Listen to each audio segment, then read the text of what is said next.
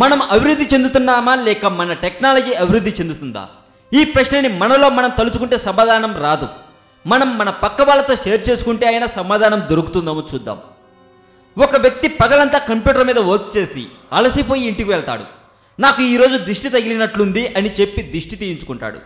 మళ్ళీ అతనే దేవుడు లేడు, దెయ్యం లేదు, ఇవన్నీ మూఢనమ్మకాలు అని పక్క వాళ్ళతో వాదిస్తాడు. ఇదంతా మన లైఫ్లో మన చుట్టుపక్కల వాళ్ళలో గమనిస్తూ ఉంటాం. నేను చెప్పింది నిజమా అబద్ధమా ఫ్రెండ్స్? నాకు తెలిసి ఇది అక్షరాల నిజం. ఇదొక్కటే కాదు, ఇలానే చాలానే ఉన్నాయి. మన పూర్వీకులతో పాటు మనం కూడా నమ్మిన కొన్ని మూఢనమ్మకాలను నేను మీకు చెప్పబోతున్నాను. అందరూ రెడీగా ఉన్నారు కదా? తెలుగు మోజో ఛానల్ మీద మీ అభిప్రాయాన్ని నిర్మోహమాటంగా సెల్ఫీ వీడియో తీసి మా మెయిల్కి సెండ్ చేయండి. నెక్స్ట్ పబ్లిష్ చేసే వీడియోలో మీ సెల్ఫీ వీడియోతో కలిపి పబ్లిష్ చేస్తాం. మీరు సెల్ఫీ వీడియో పంపాల్సిన మెయిల్ ఐడి telugumojo1@gmail.com. మనలో చాలామంది నమ్మే మూఢనమ్మకాలు ఇవే: దిష్టి, శకునం, భూతాలు, దయ్యాలు, మంత్రాలు, తంత్రాలు. వీటితో పాటు ఇంకొన్ని కూడా ఉన్నాయండి, వాటి గురించి కూడా చెబుతాను. సతీ సహగమనం అంటే భర్త మరణిస్తే భార్య కూడా భర్తతో పాటు చితిలో పడి మరణించడం అనే దురాచారం ఉండేది. రాజా రామమోహన్ రాయ్ లాంటి సంఘ సంస్కర్తల చొరవ వల్ల బ్రిటిష్ ఇండియా కాలంలో లార్డ్ విలియం బెంటింగ్ సతీ విధానాన్ని రద్దు చేశారు. భారతదేశం 1988లో సతీ నిషేధ చట్టం తీసుకొచ్చింది. అయినప్పటికీ ఇప్పటికీ భారతదేశంలో అక్కడక్కడ ఈ దురాచారం కొనసాగుతూనే ఉంది. 2002లో మధ్యప్రదేశ్లోని పన్నా జిల్లాలో 65 ఏళ్ల వృద్ధురాలిని బలవంతంగా ఆమె భర్త శవంతో పాటు దహనం చేశారు. 2006లో అదే రాష్ట్రంలో సాగర్ జిల్లాలో ఒక మహిళ భర్త చితిపై నిప్పంటించుకుని ఆత్మహత్యకు ఒడిగట్టింది.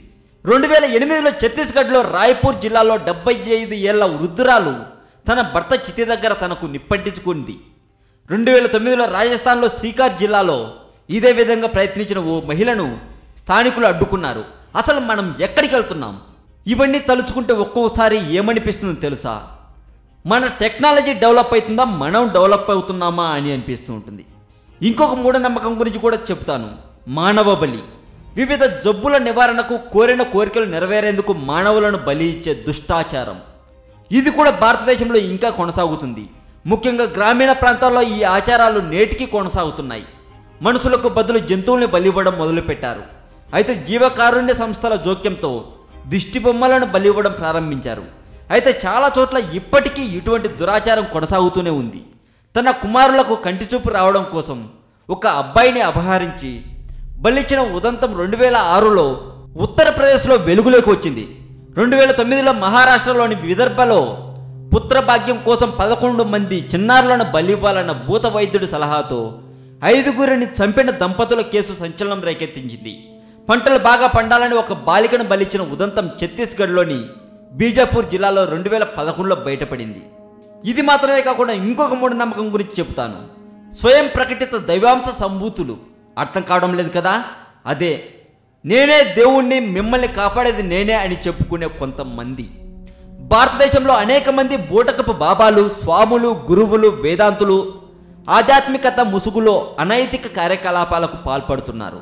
తమకి దివ్యశక్తులు ఉన్నాయని, అతీంద్రియ అద్భుతాలు సృష్టిస్తామని నమ్మబలుగుతూ ప్రజలను మోసం చేస్తున్నారు. వారిని అవతార పురుషులుగా, ప్రత్యక్ష దైవాలుగా కొంతమంది భావిస్తున్నారు కూడా. దైవాంశ సంభూతులుగా ప్రకటించుకున్న వారు ముందటి తరం బాబాలు, స్వామీజీల వారసులుగానో దేవుడికి మానవ రూపాలుగానో చెప్పుకుంటున్నారు. వీరికి దేశవ్యాప్తంగా, ప్రపంచవ్యాప్తంగా నెట్వర్క్లు కూడా ఉన్నాయి. అనేక వింత చేష్టలు చేస్తూ ఉంటారు. నోటి నుంచి లింగం తీయడం, చేతి నుంచి విభూతి గొలుసులు, ఉంగరాలు తీయడం, ఇటువంటి మార్మికత ప్రదర్శించి జనాన్ని ఆకట్టుకునే ప్రయత్నం చేస్తుంటారు. దీనితో పాటు ఇంకొక భయంకరమైన మూఢనమ్మకం గురించి చెబుతాను. మంత్రతంత్రాలు. బాణామతే, చేతబడే, బ్లాక్ మ్యాజిక్ వంటి మంత్రతంత్రాలు ప్రయోగిస్తున్నారంటూ మహిళలపై దాడులు చేస్తున్న సంఘటనలున్నాయి.